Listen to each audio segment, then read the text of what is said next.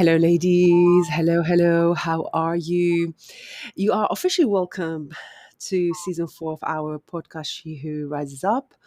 And we have embarked in the fourth season because, as mentioned in the previous episode, there is a twist to it, which means that I am now co-hosting it with, I'm co-hosting the space with Gemma. Now, if you are an old friend of the podcast, you already know her as we both co-created initially the space, and we have quite a few episodes that you could access as well yourself. And if you don't, Gemma is an incredibly wise medicine woman and a soul sister. We met several years ago as part of a project that we were both doing together. And she also became my mentor, who personally supported me during a massive spiritual awakening. And um, and it was an incredible support. It was an incredible support as she had walked that path before me, and had integrated all the lessons that were yet to unfold for me. So for that, I will always be very, very grateful to her. Gemma, welcome back. Thank you so much, Lara. It's so beautiful listening to you, and I feel the same way about you. And it's a delightful experience to be back here with you and with everyone.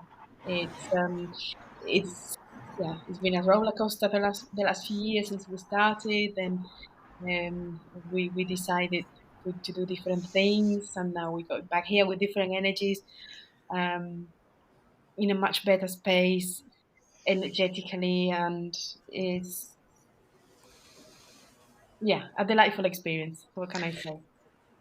Yes, yes, yes, yes. So when we decided to do this together, it was a unanimous feeling that She Who Rises Up is a place where two women, us, committed to the path of love, to the path of evolution, and to the path of surrendering to the great mystery of life. We share our experiences, life experiences, our personal insights, our personal lessons. And we decided, both of us, that we were going to do it for fun because we wanted to work together again. And also because by speaking up and out loud, those lessons, it, it could help us integrate them in a deeper way and cement those lessons. And maybe, only maybe, others can find it enriching and valuable too. Anything you'd like to add to that? Yeah, I think the energy of doing it for fun has been there all along, just because that's what we do every day since we met. Just share our deep experiences, and we've been growing together, and it's been a wonderful path.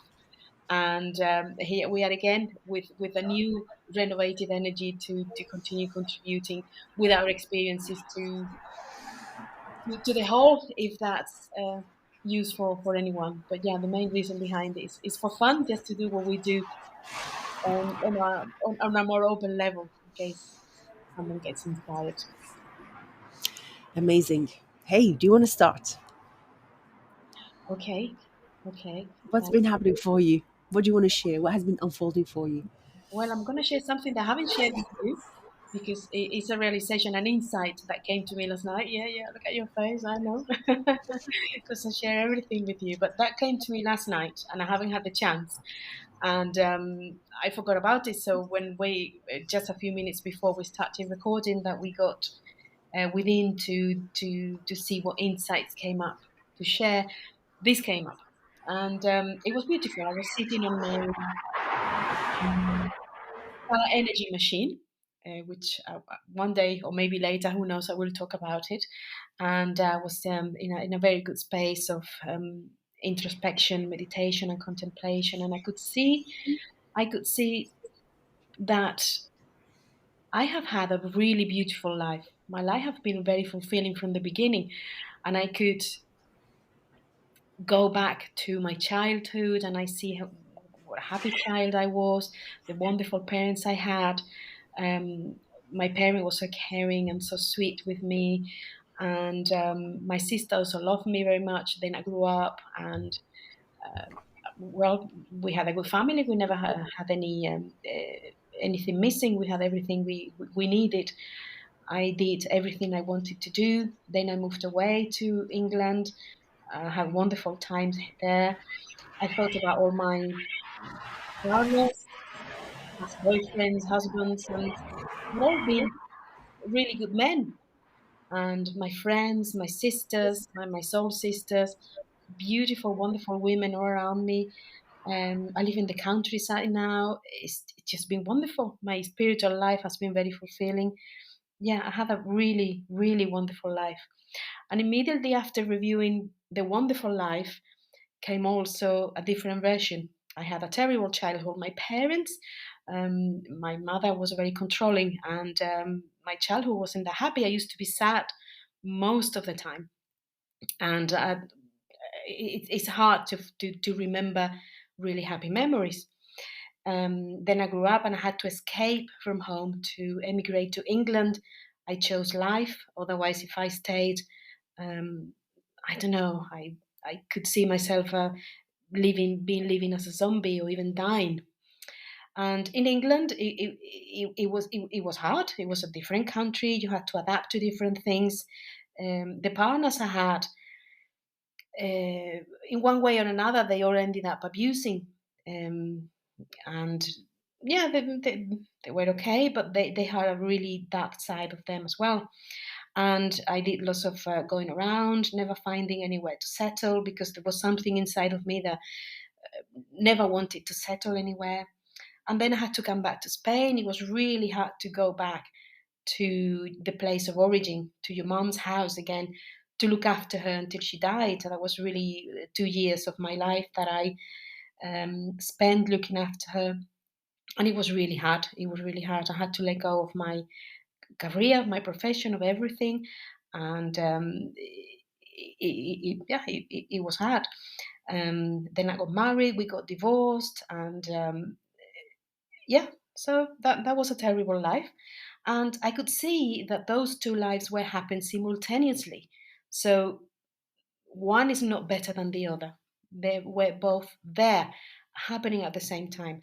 And then the realization was that we've been told that we are multidimensional beings. And I always thought that multidimensionality means traveling in your mind or with your astral body to other planes, or maybe there is another me somewhere else having an experience different to this one I'm having now.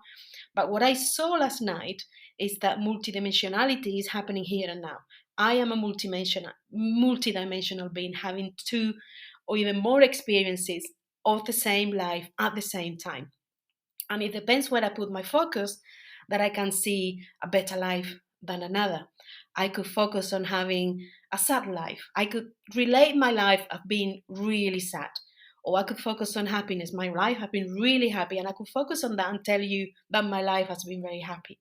I could focus on being a very spiritual person, and all my life from the beginning was focused on spirituality. I could tell you that I've been in lack of abundance all the time. And I could also tell you that my life has been really abundant and prosperous. So all those things have been happening at the same time. And it depends on what you focus on that you tap on one timeline or another. So that was my insight, that being multidimensional doesn't mean going anywhere. The multidimensionality is within you, and you create the reality that you want based on the things that you remember and where you want to put your focus on. So that was quite interesting. I don't know what you think about Quite interesting. that. Okay. And because we haven't spoken about this, I need some time to digest it. Yeah, that happened last night, and then I went to bed, and yeah, I forgot about it until just before the podcast that came. I was like, oh yeah, I'm gonna mention that. It was quite. I don't know how it came across, but it was a huge realization that being multidimensional is not something special like we think it is, but we have to have special powers. We have to go somewhere else. We have to have planets on the 12th house, and we have to have some certain sort of skill. No, we're already doing it. We don't have to do anything. Just live our lives and know that all the polarities are there all the time, and you can choose what to be and also later on what you want to remember from your experience. So knowing that, I'm realizing just now, gives you the power to create your reality from a more conscious way. So you can choose actually, okay, so everything has been created anyway. What do I want to experience? What is it going to be my choice? And where am I choosing from? My choice is always going to be what my soul wants. My soul wants to grow. So maybe what I will choose will be a challenge, so that I could see myself overcome that challenge and grow. Or maybe I'm tired of doing that and I want to experience a happy, easy moment. So every time you have the choice of what you want to experience next, because everything has already happened anyway. So it's just your choice. Yes, yes. I mean, I don't have anything else to say here apart from that it does resonate with me. And the reason it resonates with me, because sometimes we feel and believe that all these mystical experiences are out there when actually it is inside, right? Yes, That sometimes we look at it at a that's happening on the outside, but it's happening on the inside meaning in our body. I'm not sure if I'm explaining myself yes, here. yes, you are. This is what it feels. This is what it feels. It's also reminding me, when we do, or when we embark on our healing journey, or whatever we want to call this path, is that some people decide to go to the Himalaya, like we've done, or to Kilimanjaro, or to, let me go to India or whatever, to find my truth, where actually my truth is more local Yes, than I think it is, right? So yes, it's going back to the locality, to the local of my own life, meaning that there's no need for me to metaphorically travel to India or to Kilimanjaro to find myself, or actually it's more local or it's mhm. more. Am I explaining myself? Yes, you are. I'm not sure. Yeah. Okay. Yeah, yes, you are. Yeah, Yeah. Beautiful. Beautiful. I love that. It feels as if it's another fine tuning, exactly. right? Yeah, It's another fine tuning of something that we know, that it came to our awareness, to your awareness in this case, exactly. and and now it's like, okay, beautiful. Another detail that I'm aware of. Yeah, yeah. It's more like that also have to has to come from within. So for me, multidimensionality before was something that you have to experience outside of yourself, or you have to have something else. You have to go somewhere, and like you said, it's always within you. So it's realizing that as well, that you are a multidimensional being. You don't have to be it. You already are it, and you are being it just by being here. You having different experiences and different lives all at the same time. So, mm. Amazing stuff. Wow. Anything else? Well, from a multi-dimensional point of view, no, that's all for now. Okay. Okay. Wow. How about Okay. you? What would you like to share about what's been happening this week or today or the Yeah. last 2 minutes? Yeah. Yeah. Yeah. Yeah. Yeah. So, yeah. Oh my God. Since the last episode that we recorded, where I shared my monastic experience, so much has taken place. So much is it's on a daily basis. We know that, right, Gemma? That Yes. it's not for us, Gemma and Lara, but for those of us who are committed to this path. It's daily work, right? So we can't. It's almost like we can't escape from it. Although I'm also beginning to realize lately that the deep healing is seasonal too. Mm-hmm. This is something that I'm connecting with, where there's time to do the deep healing, and there's time to integrate that and be more in your human experience. Maybe that's for another time. But what has been coming for me a lot is what I started calling, check this out, check this out, the sophisticated ever refining of oneself process. Yes. Is that quite multidimensional for you? It's very Lara for me. I couldn't expect any less. The sophisticated, ever refining of oneself process, which is actually what happened to you too, right? It's like you have found another aspect of yourself that had to be integrated, right? So when they say that God is in the detail, Goddess is in the detail, I'm starting to believe that. Um, And what I mean by that is, again, is very much what we were talking about earlier on, that sometimes we look for things outside of us. We start with the macro healing, macro understanding, macro knowledge, macro wisdom. And then slowly we come back to the fine tuning, to the micro, or the micro, the details basically of life. So for me, the big thing has been the medicine of allowing. The medicine of allowing, and I sat with it as we were, had a moment to connect with what we wanted to share. I'm like, is it the medicine of allowing that I want to share? And the answer is yes, it's the medicine of allowing still. And not only allowing feelings to come through, but also allowing magic to be expressed as much as we can in our mundane day-to-day tasks. So that's what I wanted to share. And so because I love, again, sharing from stories and from experience. A couple of days ago, I blocked a day to complete my annual tax return that is due to be submitted at the end of November, which is in 2 weeks' time. And I have been receiving reminders from my accountant, and I'm like, yeah, it's coming, it's coming. Yeah, I'm working on it. That was a lie. It wasn't coming, you know. And I left it quite to quite last minute, not last minute, but quite last minute. Yeah, I mean, it's due in 2 weeks' time, right? I had many months to do it.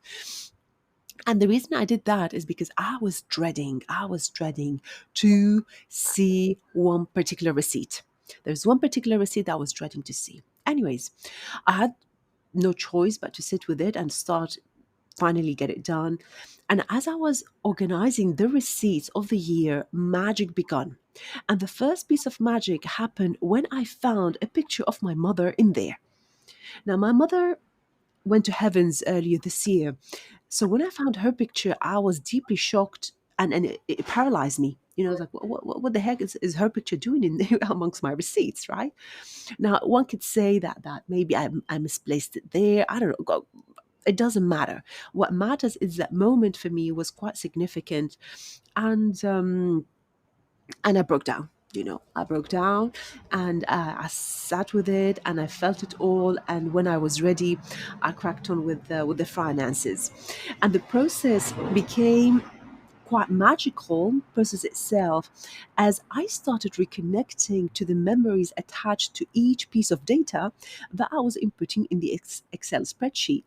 So when I went to America, when I went to Kuwait to meet that group of women, when I guided this other group of women, when I started doing this one-to-one work with this extraordinary other woman, so all the pilgrimages, the medicine ceremony, so all that was coming so profoundly. I was feeling this huge sense of gratitude as I was inputting each of those that piece of data, and this is something I've never felt before towards the business. And I would say that finally I understood and I integrated that the business is not me, that the business is not me, that it was a consciousness of its own, and it happened that I am the guardian of it, right? So it was so beautiful to witness it from outside.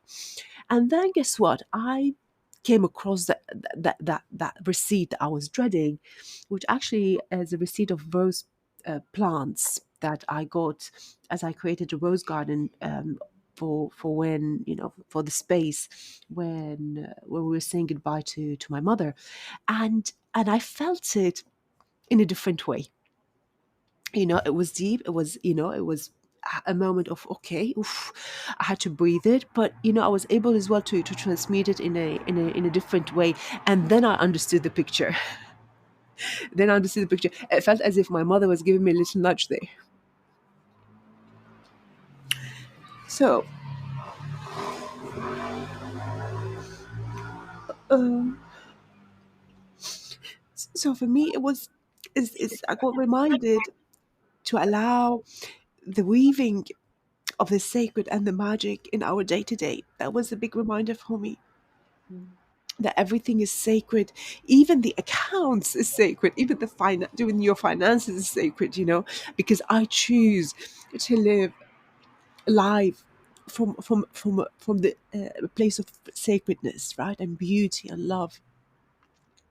And I allowed those feelings to come through, like in the same way that I'm allowing it right now to come through. And also with allowing comes trust, and with trust you release and put aside the shadow aspect of control that many times has a place, and can be helpful at times. So yeah, this is and plus trust. Oh fucking hell! Like trust is a big lesson for me. It's a big lesson for me. It comes up so much in experiences, situations, in medicine ceremonies, and how do I allow that? How the trust to show up, and the allowing to show up. I create space for my emotions. I create space for my emotions, and in fact, one of the things that I share with the ladies, with the women I work with, is the concept of sitting with it, Mm. sitting with it. So sitting with the feeling or whatever comes up, instead of eating that feeling or drinking that feeling or sleeping that feeling. Let me sit with it, right? And I find the concept of sitting with it to be an incredible tool to create more inner space and capacity, but not as in doing more, but to feel more, and to hold myself more profoundly and consciously. So so so the traveling of emotions through my body becomes easier on me, right? It becomes easier, and I don't project, and I don't lose it on other people, Mm. or with myself as well, so I become more patient, more compassionate, more present. And knowing that I'm also an alchemist, right? We were talking about this the other day as well, right? I'm an alchemist of my emotions. um, Emotion, what does emotion mean? Energy in motion. What would happen if I say, okay, wow, so that is, let me get the understanding that any emotion is not meant to stay there, but it's supposed to move in. Like you've mentioned that to me the other day, right? It comes in, it stays, and leaves. So it comes in. um I welcome the emotion, I let it do what needs to be done, I extract the medicine, the message, and I let it go, right? um yeah. So the sitting with it is a big thing. And still, it's quite recent, the passing, or the transition, not passing, the transition of my mother. When the huge sense of grief that comes in, oh my god, I don't pretend, I don't block it, I don't hold it back, I don't stop it. I said, okay, you're here, welcome. The other day, I was sitting in my altar, and wow, a huge wave came in. Oh wow, it paralyzes you. What do you do? What do I do? Okay, let's sit with it. At that moment of time, you think that this is it. You won't be able to do anything. You won't be able to move. But because we know this information, we sit with it, we allow it, and it left with zero trace. It passed with no trace. So yeah, that's what I That is wanted a to great. share. That is a great tool. Well, first of all, I lived with you that day with the taxis, and it was incredible. I love the fact that for something so mundane, and well, we avoid it because who likes doing taxis? I don't know. And we can get so much juice out of it and so much transformation out of something like that I would reject something like I would reject it as well because it's something so boring, and it becomes a major part of your day. That was fantastic. um Now I forgot what I was going to say. Following you, oh yeah, the sitting with it, that is an amazing tool to use, and something we've learned recently as well.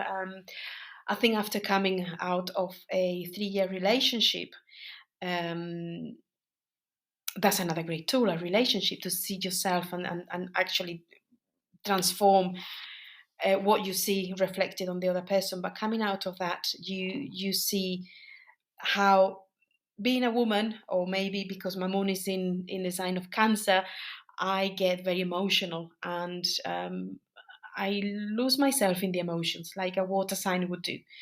So learning to sit with it and just see the emotion, see the thought behind it, and just let it pass, let the emotion go through you, like Lara explained, is a huge tool. And what I wanted to get at is that mainly we tend to escape from feeling the emotion because we fear the pain that that emotion or that feeling is going to cause into us. But really, what we do is to go to what the moon is telling us to do, basically, whatever it is that you do to escape that emotion. And that is what causes the pain, not the actual emotion itself. Because, like Lara said, once you feel the emotion run through you and you feel it and you feel the pain, it goes away and it gets transformed, it gets transmuted, because we're alchemists, multidimensional alchemists. So we have to release and conquer the fear of seeing the pain of the emotion and feel it. And then when you feel it, is when it actually becomes to transmute. So that's a really good use, a good tool to use. Indeed, indeed. And I think we're going to be talking about astrology more and more, right? Because a Oh, certain person here is a student of astrology, yes, you kind of caught me and over. You're just a student, a humble student. a humbler student who is, oh, I can't wait. I mean, the things that you're sharing, they're very profound, because you also bring in everything that you have been unpacking over the years. So it's not only the astrology for you, is all your extraordinary skills that you bring in into that conversation Yeah. of unpacking people's astrological, is it astrological, what, no, it's not forecast, what would be astrological understanding or astrological Mm, chart? chart, yeah, your natal chart. Okay. And that's the map of your life, and it really explains who you are, or Yeah. at least what the energies that you bring to play with on this incarnation. So it's a fantastic tool for self awareness, for getting to know yourself. And the more you know about yourself, the more you can know other people, how they act as well, and why they do the things they do. And what is bringing me, in addition to all those things that you said, is a deeper compassion for myself and other people, because you can see in your natal chart what they bring to be, who they are deciding to do with the tools that they brought themselves, and you can see that on the natal chart. So yeah, they cannot do any better. You can do better once you know, and then you decide to transform and heal. But if you don't, and you're running from your unconscious, that's it. So it brings a lot of compassion to know astrology. In addition to, yeah, it still amazes me what an amazing tool it is. It's just something new for me as well, and I believe it has the potential and ability to heal and transform deeply the pain of the people. Mm. Amazing, amazing. So shall we start wrapping up? Yeah, let's do that. Let's do that. Let's do that, because that was our aim as well, right? Not to have long podcasts. Yeah, So yeah, welcome. is there anything you'd like to share before we wrap up? Um, no, I think, well, adding up on the astrology bit, Mhm. during the moon, which we're talking about last night, you and I, it's something that I invite everyone to do, because talking about the emotions again, the sitting with it, is what we escape from, the actually moon mechanism that tell us what to do. When we were a child, that was okay, but being an adult, we have to mature with the moon and actually take responsibility for our own emotions. So yeah, we'll be talking more about that, and going deeper into that. I think it's a very helpful thing to share. Indeed, indeed. Whenever you say you give me some pieces of feedback, I'm like, no, no, translate that, translate it for me. It's like I don't understand what you're meaning there. So you're a translator too. You're a translator of what that means, and it's freaking on point as well. So amazing. Okay, my love. So this is all for now. Then we truly hope that there was some medicine here for you. Please do reach out if you want to share your feedback, your insights. And until next time, take care of yourselves. Bye bye. Okay, see you next time.